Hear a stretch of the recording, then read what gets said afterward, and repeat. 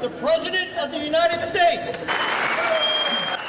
Así hacía su entrada Trump, ovacionado efusivamente por los suyos. Todos los suyos y los que no lo son, a los que Trump se encargó de señalar, tenían por delante el discurso de unión más largo de la historia. Bueno, es un discurso en el que se autohalagó y que vamos a analizar ya con nuestra compañera Ana Bosch, periodista de Radio Televisión Española. Muy buenas tardes, Ana. Hola, buenas tardes. ¿Cómo lo viste?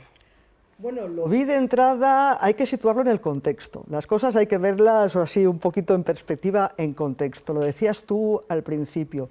Este discurso del Estado de la Unión se celebra a medio año de unas elecciones legislativas importantes, como lo son siempre, pero que además lo son especialmente porque los índices de popularidad de Donald Trump están bajando y las cosas no pintan bien.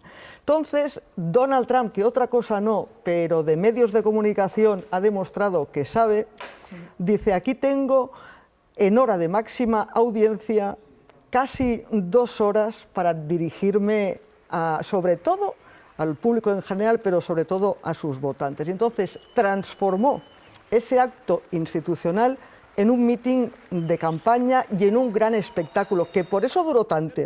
Duró 1 hora 47 minutos y todo no fue discurso, porque hubo mucho rato, hubo muchos minutos para aplausos, para gritos de USA, USA, porque eso es lo que hizo Trump, convirtió eso en un gran acto patriótico. Aquí lo estamos viendo, aquí en esta ocasión, que se fue uno de los golpes de show, uno de los golpes de espectáculo de la noche. Donald Trump invitó e hizo entrar, no estaban ya sentadas, sino que hizo aparecer al equipo de hockey masculino que acababa de ganar la medalla de oro en los Juegos Olímpicos. Entonces hubo mucho de esto. Hubo mucho de espectáculo y en cuanto a la sustancia, un poquito menos. Quedó bastante diluida porque lo que Trump le interesaba es un gran espectáculo, voy a vender patriotismo y a decir que la buena opción es la nuestra y dejar mal a los demócratas, a la oposición. Entrando en el fondo de lo que dijo, ¿qué titulares deja para ti? Bueno, deja el titular al que ya nos tiene habituado cada vez que comparece en público o que escribe en su red social, lo dijo literalmente: el país estaba muerto hace 1 año cuando yo llegué y en apenas 1 año lo he convertido en el país más atractivo del mundo. Y entonces empezó a dar cifras de cómo había mejorado la inflación, de cómo había creado puestos de trabajo, cómo había bajado impuestos y la bajada de impuestos había repercutido, porque él sabe que en buena parte ganó las elecciones en noviembre del 24 por la economía y en concreto por la carestía de la vida, porque con Biden la macroeconomía, las cifras macro habían mejorado, pero el común de los estadounidenses no lo notaba. Y entonces ayer, fundamentalmente en eso, y en internacional, que digamos podría ser lo que más nos interesa, de Irán dijo que daba prioridad a la opción diplomática, pero que no iba a consentir de ningún modo que hubiese un arma nuclear. De Venezuela se puso la medalla de una operación militar, la del secuestro o captura del presidente Maduro, se puso la medalla del éxito militar y dijo que está colaborando, que está trabajando muy estrechamente con la presidenta Delcy Rodríguez. Y Ucrania prácticamente no la mencionó, más que para decir, una vez más, que de haber sido el presidente, Putin no habría invadido Ucrania. Bueno, invadir no lo dijo, no lo dice nunca. Quizá uno de los momentos más representativos, este momento que les vamos a enseñar, forzando la escenificación de la división entre republicanos y demócratas. If you agree with this statement, then stand up and show your support. The first duty of the American government is to protect American citizens, not illegal aliens. Bueno, reto a levantarse si compartís conmigo, y no se levantaron los demócratas, pero en el fondo esta idea excluyente, ¿no? No solo estás contra mí, sino si estás contra mí, estás contra Claro, porque bueno. todo esto venía precedido de una defensa de su política antiinmigratoria con esa idea, porque previamente había vuelto a vincular inmigración con delincuencia. Y ahí elabora todo un discurso en el que dice, puesto que los demócratas son más tolerantes que yo con la inmigración, son más tolerantes con la delincuencia y con la inseguridad. Y entonces lo que les viene a pedir ahí en ese contexto es que se levanten para apoyar la política anti-inmigración de Donald Trump, que tan polémica es. Los demócratas no lo hacen, eso dura, esa secuencia entera de unos levantados aplaudiendo al presidente. 2 minutos largos. Lo he contado, 1 minuto 50 segundos, que termina con Trump diciéndole: debería daros vergüenza, no tenéis vergüenza, esta gente está loca. Entonces, de nuevo, hay que verlo desde la perspectiva de Donald Trump. Esto va a convertirse seguro en un gran clip de publicidad electoral, de propaganda electoral de la campaña para las legislativas. Los demócratas no están de acuerdo en que la prioridad tiene que ser defender a los estadounidenses y no a los inmigrantes sin papeles. Que llama aliens, por cierto, que lo habrán visto en ese karaoke, que es el término con el que se refiere Donald Trump. Es el término un término habitual, porque alien, la traducción es la nuestra, pero también la de extranjero, con lo cual... Bueno, pero le viene bien ese juego, ¿no? Tiene... Entiendo que ese juego también viene bien, ¿no? Pero no tiene la carga que tiene en castellano. Bueno, para dividir, lo estamos comentando, no hay nada que utilice más el presidente que la inmigración. En el discurso llegó a decir que durante el mandato de Biden dejaron entrar a muchos extranjeros, incluidos más de 11.000 asesinos. Verifica RTV, Borja Díaz Merri. ¿Esto es así? Sí, lo que ha dicho textualmente el presidente de Estados Unidos es que durante el mandato de Joe Biden como presidente dejaron entrar en el país a 11.888 asesinos. Esta es la cifra que da el presidente, pero no hay ningún dato ni registro oficial que confirme esa declaración. El dato que se aproxima es el de 13.099 personas extranjeras condenadas por homicidio que sí que entraron en Estados Unidos hasta julio de 2024. Pero hay que tener en cuenta que ese periodo no corresponde al mandato del presidente Biden, sino que corresponde a las últimas 4 décadas. Gracias, Borja. Enseguida volvemos contigo, pero uno de los momentos de los que estaba todo el mundo pendiente ayer eran esas referencias hacia los jueces del Supremo, y ayer volvió a cargar contra ellos. Estaban presentes en el público por su decisión de declarar ilegales los aranceles, y esto les dijo Trump. Supreme Court's unfortunate involvement. So despite the disappointing ruling, these powerful country saving. It's saving our country, the kind of money we're taking in. Esto se suma a la reacción cuando conoció la decisión de que habían declarado ilegales sus aranceles globales, y en esa rueda de prensa les llamó a los magistrados bobos, perritos falderos, desleales. What a shame. Having to do with voting in particular. When in fact they're just being fools and lapdogs for the rhinos. I think it's an embarrassment to their families.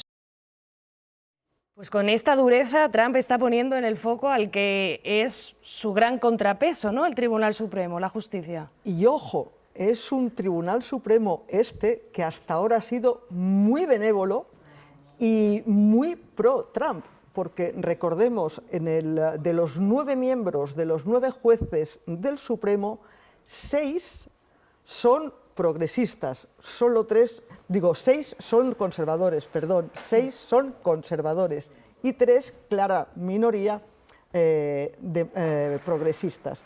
¿Y qué pasa? Que de esos 6 conservadores, a 3, nada más y nada menos que a 3, los nombró Donald Trump en la primera presidencia. Y hasta ahora, por ejemplo, una sentencia muy polémica de este Tribunal Supremo fue, en plena campaña electoral del 2024, decir que el presidente es impune durante el ejercicio de su mandato, que los críticos, los juristas críticos dicen eso es poco menos que legalizar una monarquía absoluta. Entonces, ¿Por qué está tan enfadado en esta ocasión Donald Trump? Una, porque confiaba que esa mayoría de 6-3 iba a estar siempre de acuerdo con él, y en esta ocasión no lo estuvo, y no lo estuvo por un voto también de 6-3, lo cual quiere decir que hubo 3 jueces conservadores que se unieron a los 3 progresistas. Y además no solo eso, sino que 2 de esos 3 los había nombrado Donald Trump. Entonces, lo considera una traición, y es probablemente, y sin el probablemente, el mayor ataque de un presidente a la separación de poderes, porque directamente aquí insulta y niega la autoridad del Tribunal Supremo, que además en los Estados Unidos es Tribunal Constitucional. De los 6 votos en contra, lo estábamos comentando, uno es el del juez Gorsuch, conservador, nombrado por Trump, que se sale del tiesto por primera vez haciendo un esfuerzo didáctico sobre lo que está en juego. Y explicó esto sobre su decisión.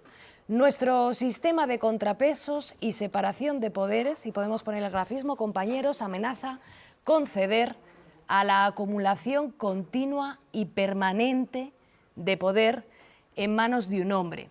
Esa no es la receta para una república. Y después siguió argumentando, haciendo, como decía, este esfuerzo didáctico, y escribía: este juez puede ser tentador eludir al Congreso cuando surge un problema apremiante. Allí la deliberación modera los impulsos. Claro, aquí el magistrado Ana está recordando el papel del Congreso, y el Congreso, aunque tiene mayoría republicana, es que está absolutamente servil con Donald Trump. Claro, digamos que el ataque al Poder Judicial, a la máxima instancia del Poder Judicial, viene después de un año en el que está gobernando prácticamente por decreto y se salta otro de los poderes, que es el del legislativo, el del Congreso, porque Donald Trump pretende actuar como un rey absolutista, y él no hace más que invocar: pero es que a mí me eligió una amplia mayoría. Dice, ¿a los jueces quién los ha elegido? Entonces, recordemos también esa amplia mayoría que lo ha elegido. Los datos del 64% que fue a votar, Donald Trump no llegó al 50%, fue un 49,8%. Cierto, más que su contrincante Kamala Harris, que consiguió 1,5 puntos menos. Es decir, sí, ganó legítimamente con los votos del colegio electoral y los votos absolutos, pero no tiene ese mandato, y sobre todo, que es lo que le han recordado los jueces, esos 6 jueces, lo que le han recordado, ese mandato no le permite saltarse los otros 2 pilares de cualquier democracia, que son el legislativo y el judicial. Porque además eso es especialmente importante en la democracia de los Estados Unidos, porque recordemos que en su inicio es con una guerra de independencia contra el rey inglés, contra un rey. Entonces, los llamados padres fundadores, cuando redactaron la Constitución, lo que querían era evitar un poder absoluto. Y 250 años después, que se celebran este año, se encuentran con que hay alguien que pretende actuar. Y entonces, en el caso del Congreso, donde además él tiene mayoría, o sea, podría permitirse ir porque tiene mayoría en las 2 cámaras. ¿Qué pasa? Que en los Estados Unidos no hay una obediencia de voto, una disciplina de voto a rajatabla. Entonces él teme que haya disensiones. ¿Y entonces qué hace? Cuando un congresista suyo, de su partido, del Partido Republicano, disiente, lo amenaza con que a las siguientes elecciones él va a apoyar al candidato que lo desafíe, al contrincante, dice, y no te van a reelegir. Entonces los tiene a todos de alguna manera asustados con esa amenaza de que voy a poner en riesgo tu reelección. Amenazas que también utiliza cuando habla de economía. Vamos a hablar ahora de economía porque en sus ataques responsabiliza a los jueces de legislar contra una decisión que es buenísima para la economía, a pesar de que los datos de déficit comercial, de importaciones, de empleos manufactureros dicen lo contrario. Así que vamos a hacer un fact-check rápido sobre 2 declaraciones económicas, así que volvemos con Borja Díaz Merri de Verifica RTV. Borja, la primera, la teoría de Trump es que subiendo los aranceles muchas empresas invertirían en Estados Unidos, y en el debate ha dicho que ha recibido 18 billones de dólares. ¿Es cierto? Sí, lo que ha dicho el presidente Trump es que ha recibido compromisos de inversiones que suman más de 18 billones a lo largo de los últimos 12 meses. Una vez más analizamos los datos y los datos no concuerdan con las cifras que ofrece la propia Casa Blanca en su página web. La Casa Blanca hace constar que se han comprometido inversiones privadas y extranjeras por valor de 9,6 billones. Recordemos que Trump hablaba de 18 billones. Y un dato interesante, la CNN ha hecho una revisión exhaustiva de esos compromisos de inversiones y avisa que la conclusión, la estimación de la Casa Blanca es exagerada, entre otras cosas porque contempla como inversiones datos que en el caso de Qatar no se trata de una inversión sino de un intercambio económico. Que heredó la peor inflación de la historia. ¿Esto también lo habéis verificado? Sí, lo hemos analizado, volvemos a estudiar lo que dice el presidente Trump y lo que nos dicen los datos, lo que nos dicen los registros económicos históricos es que con el presidente Biden la mayor inflación llegó en junio de 2022, recordemos en plena guerra de Ucrania, se sitúa en un 9,1%, pero ese dato no es el mayor de toda la historia. En marzo de 1980 ya se registraba un dato superior, estamos hablando de un 14,8% de inflación y nos tenemos que remontar a junio de 1920, entonces sí se registra la mayor inflación de la historia de Estados Unidos, hablamos de un 23,7%. Gracias, Borja. Tienen ustedes el artículo completo en la web de RTVE desmontando algunos de los bulos y exageraciones. Bueno, y a raíz de esta decisión del Supremo, claro, se abren muchos melones. Unas son las compensaciones internas que ya hablaremos y que ya están reclamando algunos gobernadores y empresas, y otro es en qué quedan las relaciones comerciales trastocadas con los aranceles previos. Y nos lo va a contar Laura Gómez. Buenas tardes, Laura. ¿Qué tal? Buenas tardes. Sí, antes hay que aclarar algo, y es que aunque el presidente Trump anunció que la tasa global subiría al 15%, lo cierto es que los nuevos aranceles entraron ayer en vigor con un 10%, pero la Casa Blanca busca la vía legal para llegar a ese 15% que desea Donald Trump. Sea como sea, esta decisión marca un nuevo episodio que dibuja un mapa de ganadores y perdedores en la economía global. Vamos a empezar por ese mapa de ganadores, porque paradójicamente los más beneficiados son los países más criticados por Washington. Para ellos, un arancel del 10% es una rebaja sustancial. Por ejemplo, es el caso de Brasil. Brasil es el gran ganador. Sus exportaciones pasan de pagar tasas del 50% a este nuevo 10%, así que hay una diferencia del 40%. China e India, también ven caer los aranceles impuestos por Washington, unos 10 puntos, y por su parte Canadá y México respiran aliviados. El 10% global no se aplica a muchos de sus productos porque el decreto respeta el acuerdo comercial conocido como TEMEC, así que el grueso de su comercio vuelve a estar libre de impuestos. Pero en la otra cara de la moneda están los aliados tradicionales de Estados Unidos. Si finalmente la tasa sube a ese 15% que decíamos que desea Donald Trump, países como Reino Unido serán los grandes perjudicados, ya que los británicos ya habían pactado una tasa del 10% que ahora queda diluida en esta tarifa global. Lo mismo ocurre con la Unión Europea, con Japón y con Corea del Sur. Trump tenía acuerdos para limitar sus aranceles, pero tras el fallo del Tribunal Supremo, todos esos pactos quedan ahora en el aire. Está claro que la decisión de Trump ha generado un caos legal que ha congelado las negociaciones en curso. De hecho, el Parlamento Europeo ya ha propuesto pausar la ratificación de su acuerdo comercial, y en India las conversaciones estratégicas se han detenido. Todo el mundo mira ahora a una fecha: julio de 2026. Es cuando expira el plazo legal de 150 días de estos aranceles. Entonces sabremos si el Congreso de Estados Unidos extiende la medida o si Trump busca nuevas vías legales para seguir con su pulso comercial. Gracias, Laura. Y con este escenario, pues claro, muchos países están quietos y aquí ahora hay que renegociar con una cosa que Trump ha utilizado para presionar y parece que ha perdido fuelle. Además, y según algunos juristas, porque Trump lo que ha dicho es: el Tribunal Supremo me ha dicho que no puedo apelar a esta ley para dictar yo los aranceles. Bueno, pues entonces, en lugar de apoyarme en esta ley, me apoyo en esta que me permite durante 150 días. Y hay juristas que dicen que ni siquiera esa ley, y que si la llevan a un tribunal es probable que diga que también este recurso, esta argucia jurídica es ilegal, no es constitucional. Pero bueno, eso lo veremos porque de momento estamos de nuevo en la incertidumbre. Muchas gracias, Ana Bosch. Una tarde más. De nada.